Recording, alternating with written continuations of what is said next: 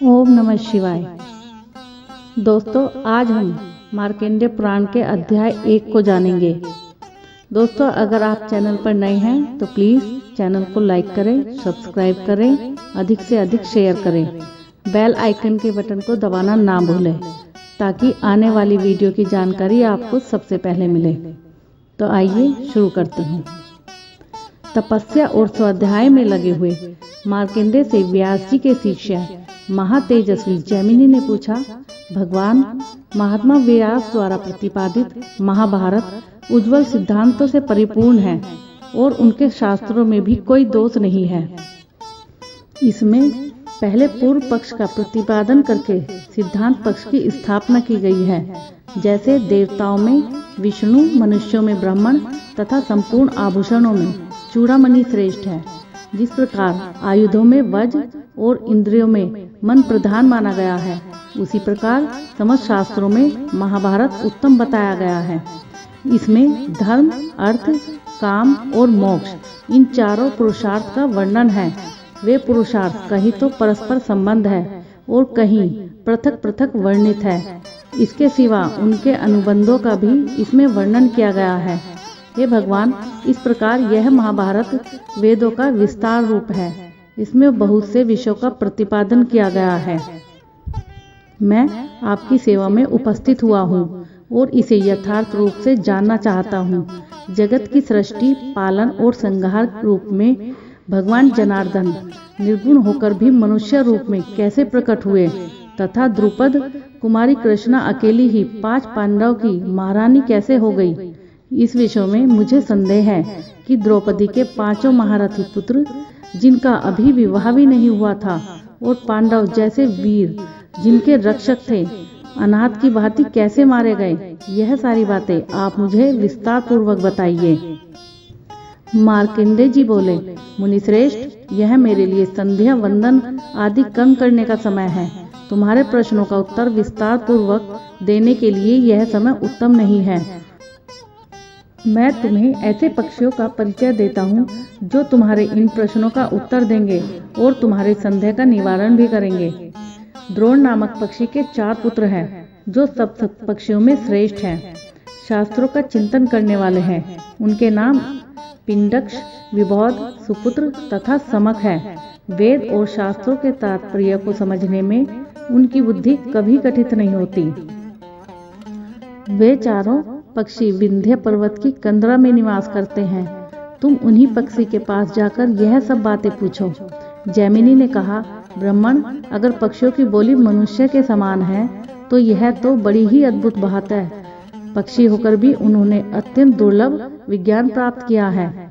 यह तीर्थक योनि में उनका जन्म हुआ है, तो उन्हें ज्ञान कैसे प्राप्त हुआ। वे चारों पक्षी द्रोण के पुत्र कैसे हो गए। विख्यात पक्षी द्रोण कौन है, जिसके नार पुत्र से ज्ञानी हुए। उन गुणवान महात्मा पक्षियों को धर्म का ज्ञान किस प्रकार हुआ। मार्कंडेय जी बोले, मुनि, ध्यान देकर सुनो। उस समय की घटना है जब प्राचीन काल में नंदन वन के भीतर देव ऋषि नारद, इंद्र और अप्सराओं का समागम हुआ था। एक बार नारद जी ने नंदन वन में देवराज इंद्र से भेंट की। उनकी दृष्टि पड़ते ही इंद्र उठकर खड़े हो गए और बड़े आदर के साथ अपना सिंहासन उन्हें बैठने को दे दिया। वहां खड़ी हुई अप्सराओं ने भी देवऋषि नारद के सामने विनीत भाव से मस्तक झुकाया। उनके द्वारा पूजित हो नारद जी ने इंद्र के बैठ जाने पर यथा योग्य कुशल प्रश्न के अंतर बड़ी ही मनोरथ कथाएं सुनाई।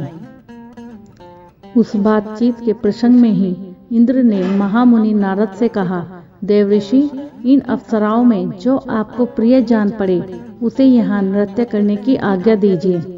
रंभा, मिश्रकेशी, उर्वशी, तिलोत्तमा, धुताची अथवा मेनका, जिसमें आपको रुचि हो उसी का नृत्य देखें। इंद्र की यह बात सुनकर नारद जी ने कुछ सोचा और विनय पूर्वक खड़ी हुई अप्सराओं से कहा, तुम सब लोगों में से जो अपने आप को रूप और उदारता आदि गुणों में सबसे श्रेष्ठ मानती हो, वही मेरे सामने यहाँ नृत्य करे। नारद जी की ये बात सुनकर अप्सराएं एक एक करके आपस में कहने लगी, मैं ही गुणों में श्रेष्ठ हूँ, तू नहीं। दूसरी कहने लगी, मैं ही गुणों में श्रेष्ठ हूँ, तू नहीं। उनका अज्ञान पूर्वक विवाद सुनकर इंद्र ने कहा, अरे मुनि से ही पूछ लो, वही बताएंगे कि कौन गुणों में श्रेष्ठ है। नारद जी ने कहा, जो गिरिराज हिमालय पर तपस्या करने वाले मुनि श्रेष्ठ दुर्वासा ऋषि को अपनी चेष्टा से शांत कर देंगी, वही मेरे लिए सबसे श्रेष्ठ है।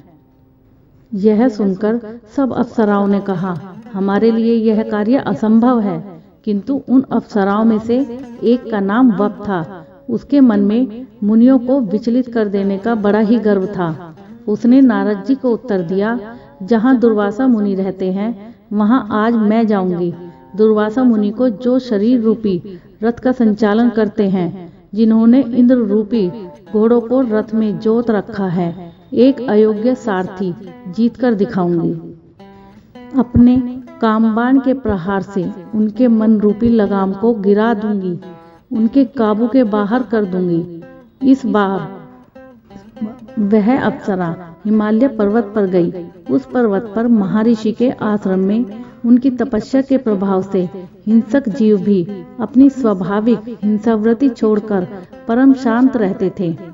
महामुनि दुर्वासा जहाँ निवास करते थे, उस स्थान से एक कोस की दूरी पर वह सुंदरी अप्सरा बैठ गई और गीत गाने लगी। उसकी वाणी में कोयल के कलरव सी मिठास थी। उसकी संगीत की मधुर ध्वनि को सुनते ही दुर्वासा मुनि के मन में बड़ा विस्मय हुआ। वे उसी स्थान की ओर गए जहाँ वह मृदभाषिणी ने संगीत की तान छेड़ रखी थी। उसे देखकर महर्षि ने अपने मन को बलपूर्वक रोका और यह जानकर कि यह मुझे लुभाने आई है, उन्हें क्रोध आ गया।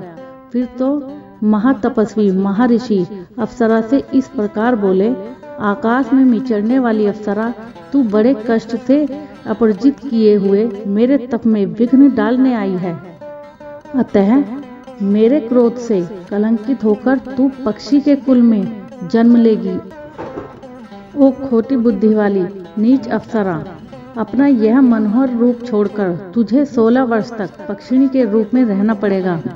उस समय तेरे गर्भ से 4 पुत्र उत्पन्न होंगे, किंतु तू उनके प्रति होने वाले प्रेम जनित सुख से वंचित ही रहेगी। शास्त्र द्वारा वध को प्राप्त होने के बाद शाप मुक्त होकर पुनः स्वर्गलोक में अपना स्थान प्राप्त कर पाएगी। बस अब इसके विपरीत तू कुछ भी किसी प्रकार भी उत्तर न देना। क्रोध से लाल नेत्र किए महर्षि दुर्वासा ने मधुर खनखन आहट से युक्त जल धारण करने वाली अभिमानी अप्सरा को यह दुस्सह वचन सुनाकर इस पृथ्वी को छोड़ दिया और उताल तरंगों वाली आकाश गंगा के तट पर चले गए।